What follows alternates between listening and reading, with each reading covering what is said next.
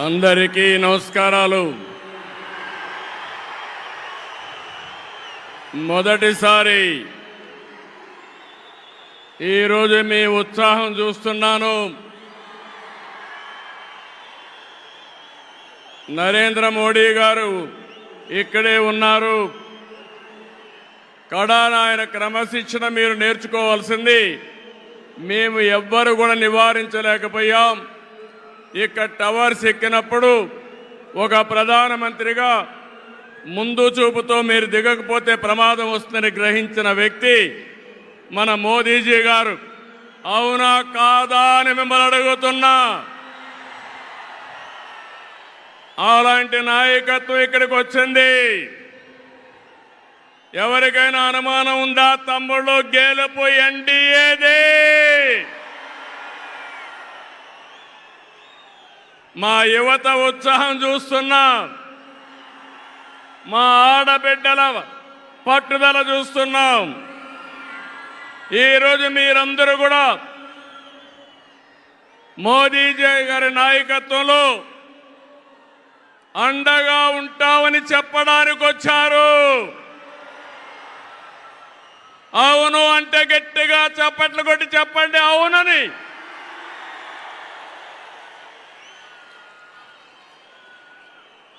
ఈ సభలో ముఖ్య అతిథిగా పాల్గొన్న గౌరవ ప్రధాని, ప్రగతివాది నరేంద్ర మోదీ గారికి స్వాగతం, సుస్వాగతం.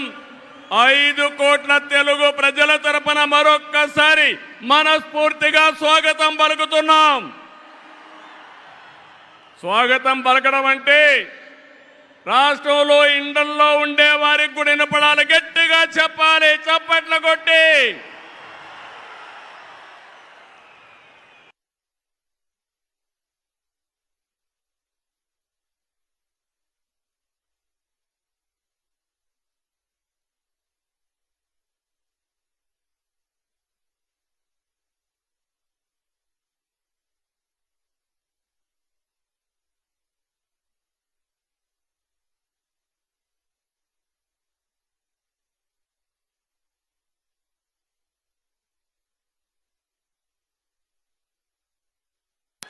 గో బ్యాక్, కొంచెం వెనక్కి వెళ్ళండి, దయచేసి వినాలి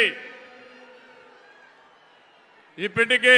ఎందుకంటే అక్కడ మైక్ డిస్టర్బ్ అయితే ప్రధానమంత్రి గారు చెప్పాలనుకున్న సందేశం మనం వినే అవకాశం రాదు. కాబట్టి దయచేసి పక్కకి వెళ్ళాలి. జనసేన అధినేత పవన్ కళ్యాణ్ గారికి, బీజేపీ రాష్ట్ర అధ్యక్షురాలు పురంధేశ్వరి గారికి, 3 పార్టీల నేతలకు, కార్యకర్తలకు, అందరికీ మరొక్కసారి ప్రజలకు నా నమస్కారాలు. నేటి ఈ ప్రజాగళం సభ రాష్ట్ర పునర్నిర్మాణ భరోసా సభ. అది ప్రస్తుతం చూస్తే, మీ అందరి ఉత్సాహం చూస్తే అది నిరూపితమైంది. ప్రజల ఆశల్ని, ఆకాంక్షల్ని సాకారం చేసే సభ. ఇంకో పక్క 5 ఏళ్లలో విధ్వంస, అహంకార, అవినీతి పాలనతో ప్రజల జీవితాల్ని నాశనం అయ్యాయి. అందుకే ప్రజల గుండె చప్పుడు బలంగా వినిపించడానికి 3 పార్టీలు జట్టయ్యాయి.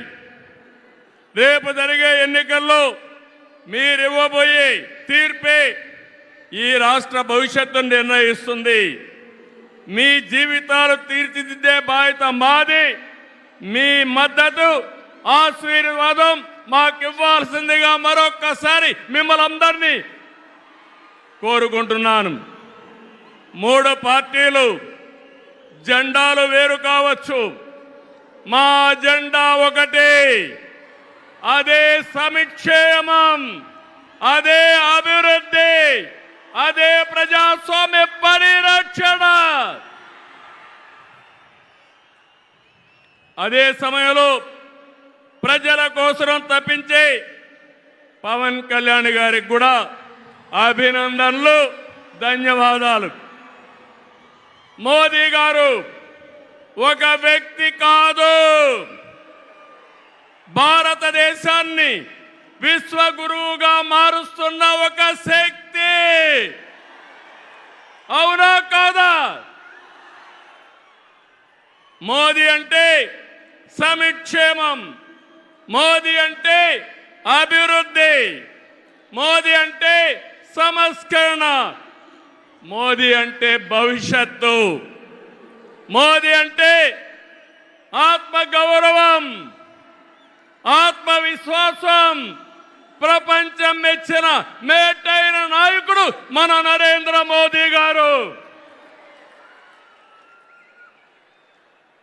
ప్రధానమంత్రి అన్నా యోజన, ఆవాజ్ యోజన, ఉజ్వల యోజన, కిసాన్ సమ్మాన్ నిధి, పిఎం ఆయుష్మాన్ భారత్, జల జీవన్ మిషన్ వంటి పథకాలతో సమిక్షేమానికి కొత్త నిర్వచనం చెప్పిన వ్యక్తి నరేంద్ర మోదీజీ.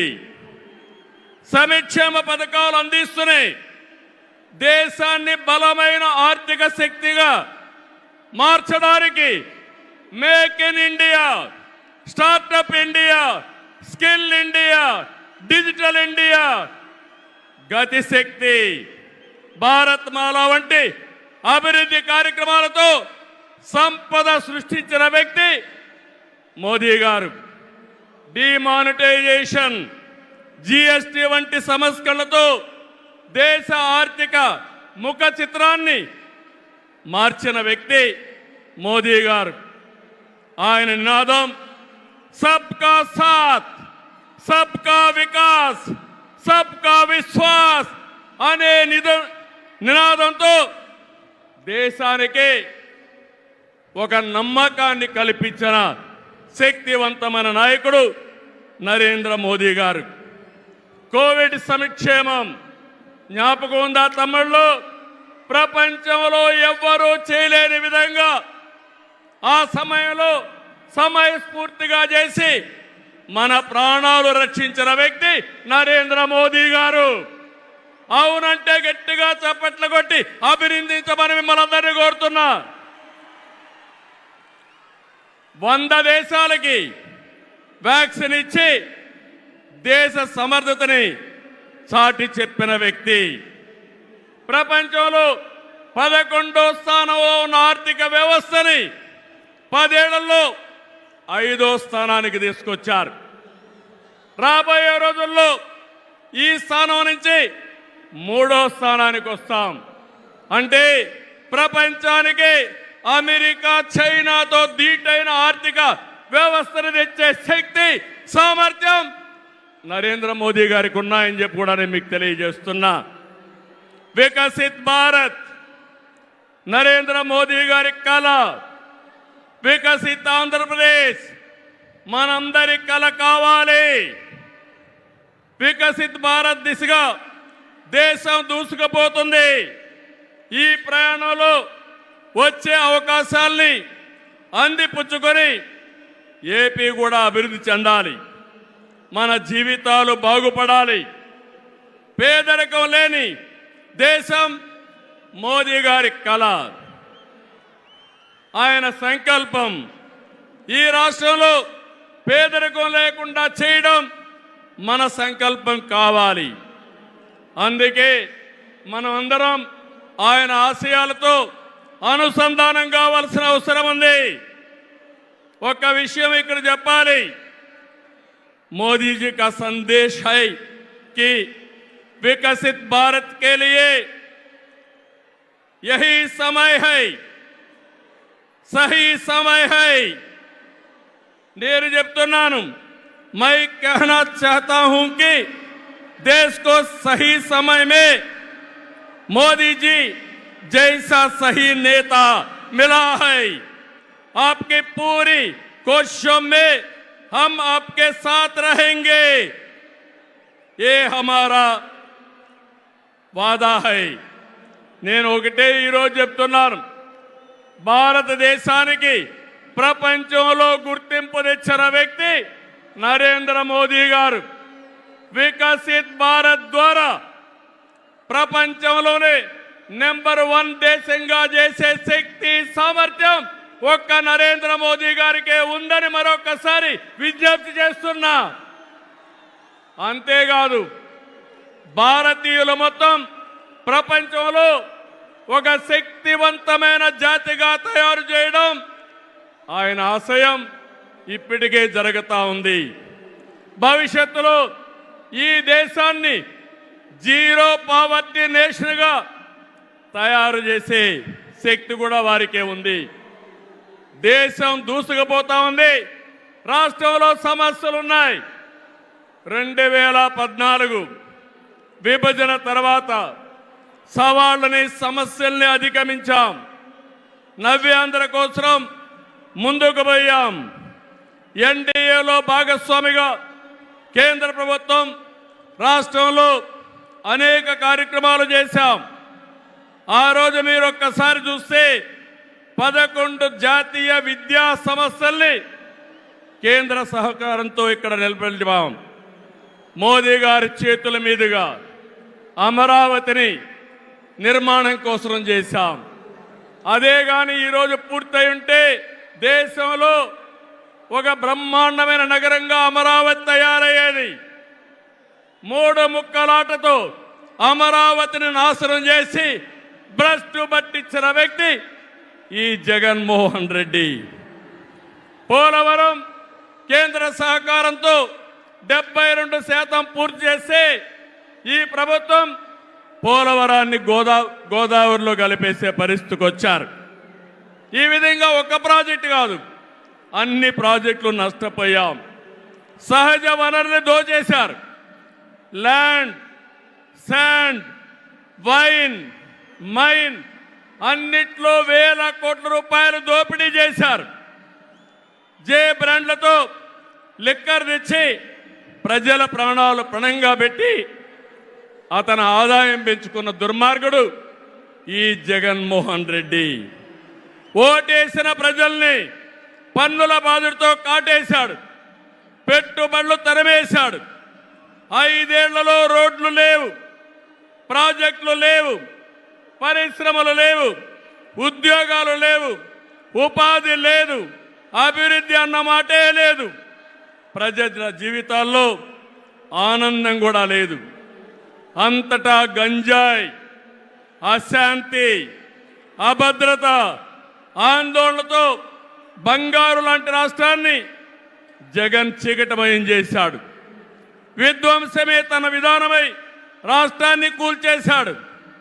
గతంలో ఎప్పుడూ లేని విధంగా జగన్మోహన్ రెడ్డి అక్రమ కేసులు పెట్టి రాజకీయాలను కలుషితం చేసే పరిస్థితికి వచ్చాడు.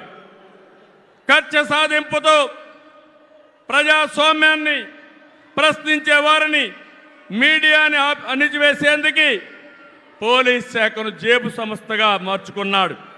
చివరికి జగన్ అధికార దాహానికి వంచనకు బాబాయి బలయ్యాడు.